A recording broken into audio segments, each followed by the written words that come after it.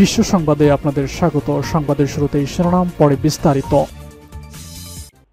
শুরুতে জানিয়ে দেব, রক্তপিপাসু ঘাতক ইসরায়েলকে রক্ষায় আবারও মার্কিন প্রেসিডেন্ট বাইডেনের হুঙ্কার। জানিয়ে দেব, ইসরায়েলের জন্য খুব খারাপ দিন আসছে বলছে মার্কিন চিন্তাবিদ। এছাড়া রয়েছে রাশিয়ার ক্ষেপণাস্ত্র ও ড্রোন হামলায় বিদ্যুৎ স্থাপনা ধ্বংস। সর্বশেষ জানিয়ে দেব, ইরানের পাল্টা হামলার হুমকিতে মধ্যপ্রাচ্যে বাড়ছে উত্তেজনা। রক্তপিপাসু ঘাতক ইসরায়েলকে রক্ষায় আবারও মার্কিন প্রেসিডেন্ট বাইডেনের হুঙ্কার। আবারও দখলদার ও রক্তপিপাসু ইসরায়েলের পাশে থাকার প্রতিশ্রুতি দিলেন মার্কিন প্রেসিডেন্ট জো বাইডেন। স্থানীয় সময় গতকাল বুধবার সাংবাদিকদের তিনি বললেন, ইসরায়েলের নিরাপত্তা সুরক্ষিত করতে আমরা সবকিছু করব। হোয়াইট হাউসের সাংবাদিকদের সঙ্গে মতবিনিময়ের সময় বাইডেনের সঙ্গে ছিলেন জাপানের প্রধানমন্ত্রী ফুমিও কিশিদা। এ সময় বাইডেন বলেন, প্রধানমন্ত্রী নেতানিয়াহুকে আমি যেমনটি বলেছি, ইরান ও দেশটির সমর্থিত গোষ্ঠীগুলোর হুমকির বিপরীতে ইসরায়েলের নিরাপত্তা রক্ষায় আমাদের প্রতিশ্রুতি লৌহ বর্মের মতো। 1 এপ্রিল সিরিয়ার রাজধানী দামেস্কে ইরান দূতাবাসের কনসুলেট বিভাগে হামলা চালায় ইসরায়েল। হামলায় ভবনটি বিধ্বস্ত হওয়া ছাড়াও ইরানের 7 জন সামরিক কর্মকর্তা নিহত হন। এরপর থেকে ইসরায়েলকে শাস্তি দেওয়ার কথা বলে আসছে তেহরান। ইরানের সর্বোচ্চ নেতা আয়াতুল্লাহ ওজমা খামেনি বলেছেন, ইসরায়েলকে অবশ্যই শাস্তি পেতে হবে। এদিকে বাইডেন এ সময় এমন মন্তব্য করলেন যখন আগের দিন মঙ্গলবার প্রকাশিত একটি সাক্ষাৎকারে তিনি ফিলিস্তিনে গাজায় ইসরায়েল যুদ্ধের কৌশল সমালোচনা করছিলেন। একই সঙ্গে উপত্যকাটিতে যুদ্ধবিরতির জন্য নেতানিয়াহুর প্রতি আহ্বান জানিয়েছিলেন এবং বাইডেন বলেন, আমি মনে করি তিনি ভুল করছেন। অবশ্য বিশ্ব জনমতকে ধোঁকা দিতে মার্কিন কর্মকর্তারা এর আগেও এই ধরনের কথা বলছেন। বাস্তবে গাজায় চলমান গণহত্যার প্রধান পৃষ্ঠপোষকের ভূমিকায় রয়েছে আমেরিকা। গত 7 অক্টোবর থেকে গাজায় হামলার তথা গণহত্যা চালাচ্ছে ইসরায়েল। এতে উপত্যকাটিতে 33,000-এরও বেশি ফিলিস্তিনি শহীদ হয়েছেন। হামলার শুরু থেকে ইসরায়েলকে সমর্থন দিয়ে এসেছে যুক্তরাষ্ট্র, অর্থ ও অস্ত্র দিয়ে সহায়তাও করছে। এদিকে ইসরায়েলের জন্য খুব খারাপ দিন আসছে বলেছেন মার্কিন চিন্তাবিদ। জন মার্শেইমার একজন বিখ্যাত আমেরিকান চিন্তাবিদ এবং বিশ্ববিদ্যালয়ের অধ্যাপক। তিনি এক সাক্ষাৎকারে গত 13 এপ্রিল সিরিয়ার রাজধানী দামেস্কে ইরানের কনসুলেট বিভাগে ইসরায়েলের আক্রমণের আন্তর্জাতিক আইনের একটি বড় আঘাত হিসেবে বর্ণনা করেছেন। ইন্টারসেপ্ট ওয়েবসাইটের প্রতিষ্ঠাতা গ্লেন গ্লিনওয়ার্ক বলেছেন, এর সাক্ষাৎকারে তিনি এসব কথা বলেছেন। তিনি আরও বলেন, ইসরায়েল মূলত নিয়ন্ত্রণের বাইরে চলে যাচ্ছে।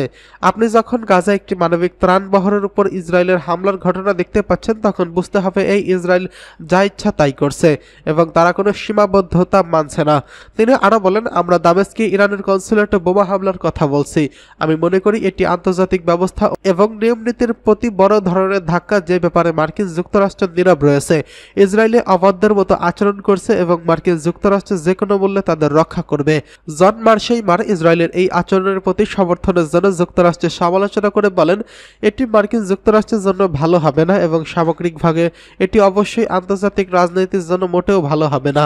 আমেরিকান বিশ্ববিদ্যালয়ের এই অধ্যাপক দামেস্কে ইরানের কনসুলেট ভবনে ইসরায়েলি হামলার ঘটনায় গাজা যুদ্ধকে পরাজয়ের আলামত হিসেবে উল্লেখ করেছেন।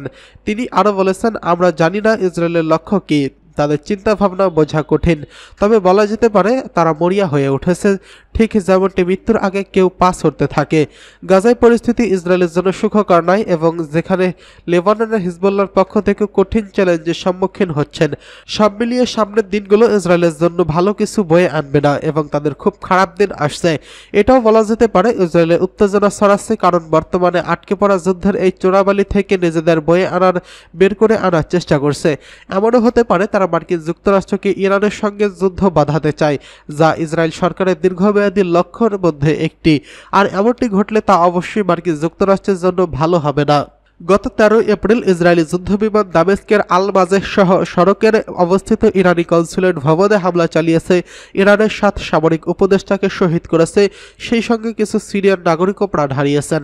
বিশ্বের বহু দেশে এই হামলার নিন্দা করলেও হামলার কয়েকদিন পর মার্কিন যুক্তরাষ্ট্র তার পশ্চিমা মিত্রদের সঙ্গে একজোট হয়ে ইসরায়েলের জাতিসংঘের নিরাপত্তা পরিষদকে ওই হামলার নিন্দা জানিয়ে একটি বিবৃতি পাশ করতে বাধা দেয়।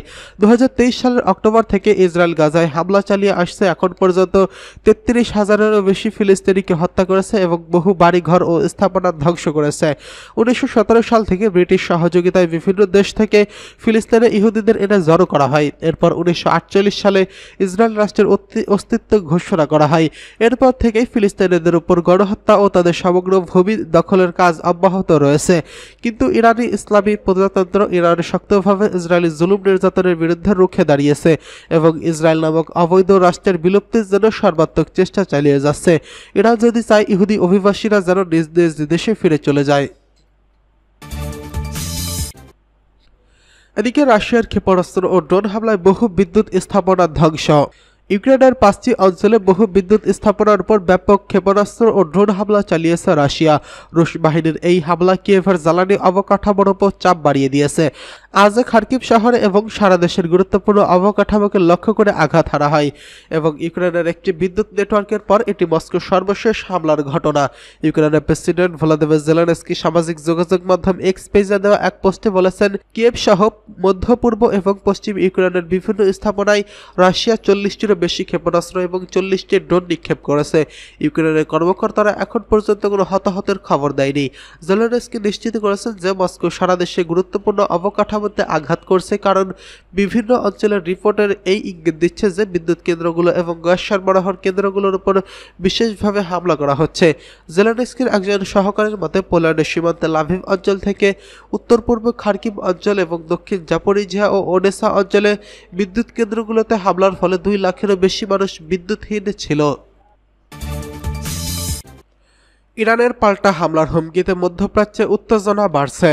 সিরিয়ার দামেস্কে ইরানি দূতাবাসের সন্দেহভাজন ইসরায়েলি হামলার প্রতিশোধে তেহরানের হুমকি ঘিরে মধ্যপ্রাচ্যে উত্তেজনা বাড়ছে। বৃহস্পতিবার 11 এপ্রিল জার্মান এয়ারলাইন্স লুফথানসা তেহরানে ফ্লাইট স্থগিতের মেয়াদ বাড়ানোর ঘোষণা দিয়েছেন। ব্রিটিশ বার্তা সংস্থা রয়টার্স এই খবর জানিয়েছে। ইরানের একটি বার্তা সংস্থা এপি এই খবর জানিয়েছেন এবং সামাজিক যোগাযোগ মাধ্যম এক্সে একটি প্রতিবেদন প্রকাশ করেছেন। ওই প্রতিবেদনে বলা হয়েছে, সামরিক মহড়ার জন্য তেহরানের আকাশে সব ধরনের বিমান চলাচল বন্ধ করে দেওয়া হয়েছে। তবে পরে প্রতিবেদনটি প্রত্যাহার করা হয় এবং এমন প্রতিবেদন প্রকাশের কথা অস্বীকার করে বার্তা সংস্থাটি।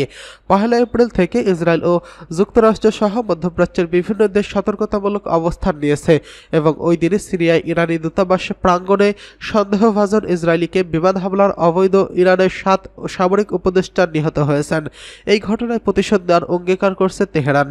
গাজায় 6 মাসেরও বেশি সময় ধরে ফিলিস্তিনি সশস্ত্র গোষ্ঠী হামাসের সঙ্গে যুদ্ধে লিপ্ত রয়েছে ইসরায়েল এবং এই বলে হামলা চালিয়েছে নিশ্চিত করেনি। তবে যুক্তরাষ্ট্র বলছে ইসরায়েল এই হামলা চালিয়েছে। বৃহস্পতিবার লুফথানসা বলেছেন, তেহরানগামী এবং তেহরান থেকে অন্যত্র ফ্লাইটগুলো 13 এপ্রিল পর্যন্ত স্থগিত থাকবে।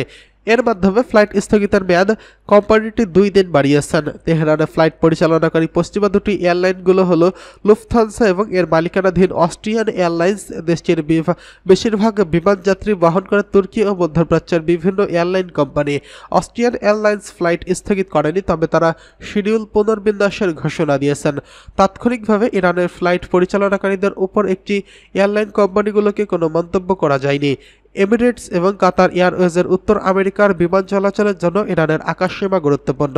ইরানের সর্বোচ্চ নেতা আয়াতুল্লাহ আলী খামেনি হুমকি দিয়ে বলেছেন, দূতাবাসের হামলার জন্য ইসরায়েলকে শাস্তি পেতে হবে। খামেনির এই হুমকির প্রতিক্রিয়ায় প্রয়োজনে ইরানের মাটিতে পাল্টা হামলার হুমকি দিয়েছে ইসরায়েলি পররাষ্ট্রমন্ত্রী ইসরায়েল কাজত। বুধবার মার্কিন ও ইসরায়েলি গোয়েন্দা সূত্রকে উদ্ধৃত করে ব্লুমবার্গ এক প্রতিবেদন প্রকাশ করেছেন। যুক্তরাষ্ট্র ও দেশটির মিত্ররা মনে করছেন, ইরান বা ইরানপন্থী সশস্ত্র গোষ্ঠীগুলোর পক্ষে থেকে ইসরায়েলি সামরিক ও সরকারি স্থাপনায় যে কোনো ধরনের বড় হামলা ও ক্ষেপণাস্ত্র ও ড্রোন হামলা হতে পারে।